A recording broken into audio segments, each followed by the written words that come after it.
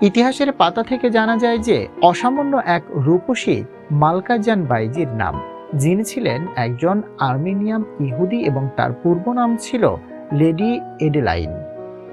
তার স্বামী Robert weird তাকে ছেড়ে চলে গেলে তিনি বাইজি পেশা গ্রহণ করেছিলেন। এরপর তিনি ইসলাম ধর্ম গ্রহণ করে নিজের নাম রাখেন মালকাজান আর মেয়ে এঞ্জেলিনার নাম রাখেন গভরজান। আধুনিক নায়িকাদের মতো সেকালে মালকাজানের ছবি সবার ঘরে ঘরে টানানো থাকতো, আর গভরজান ভারতের বাইজি সম্রাজ্ঞীর আসন দখল করেছিলেন।